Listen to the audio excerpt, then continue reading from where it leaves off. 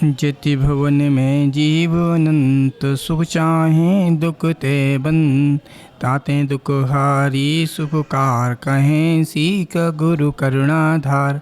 चिंतामणि पार्श्वनाथ भगवान की, महावीर भगवान की, 20वीं सदी के शांति सागर महाराज की जय। समाधि समय अभिनंदन सागर महाराज की, पट्टा निकांत सागर महाराज की, जैन धर्म की। तीन मूर्ति शिल्पकार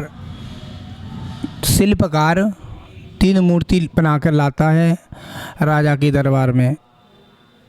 राजा के दरबार में लेकर आया और राजा कहता है, भाई तीन मूर्ति लेकर आया है हमारे जैन साहब। राजीव जी आ गए वहाँ।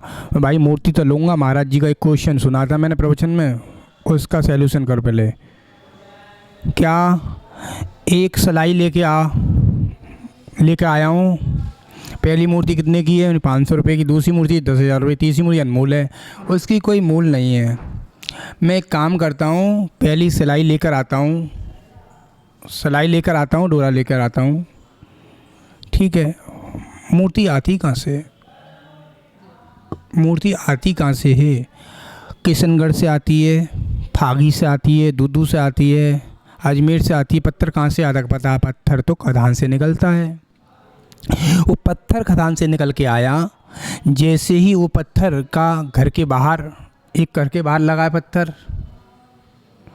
एक बाथरूम में लगा है, एक किचन में लगा है, टॉयलेट में लगा है, सीढ़ियों पे लगा है, मंदिर की सीढ़ियों पे लगा है, मंदिर की छत पे लगा है, मंदिर के गर्भगृह में लगा है। एक मंदिर की क्या बन गई? वो मूर्ति बन गई।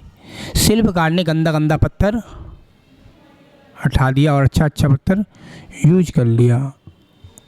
अब क्या कर सकता है वो? क्या पत्थर की मूर्ति बन के आ गई, उसको नमस्कार करेंगे आप सब लोग उस प्रतिमा को? क्यों? जब तक उसके अंदर सूर्य मंत्र नहीं गुरु देंगे, पंचपरमेष्ठी गुरु नहीं देंगे, आचार्य उपाध्याय मुनि गुरु नहीं देंगे, जब तक वो प्रतिष्ठित नहीं होगी। ठीक है ना? अब प्रतिमा बन के आ गई। शिल्पकार ने कही, भाई राजीव जैन आप प्रतिमा ले रहे हो, एक कान में डाली, इधर से निकल गई। मेरा नहीं लूँगा, मेरे काई काम की ना है। समझदार इंसान कोई काम की नहीं, बेकार है। दूसरी मूर्ति के कान में डाली, मुँह से निकल गई।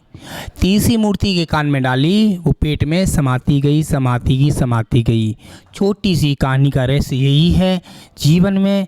पहले खुद समझो, पहले सोता होते हैं, इस कान से निकल के इस कान से निकाल देते हैं, इस कान से निकाल के इस कान से निकाल देते हैं। किसी प्रकार के सोता नहीं, बेकार हैं। दूसरे प्रकार के सोता होते हैं, इधर से डाली, मुंह से पानी की तरह पैप निकल गया।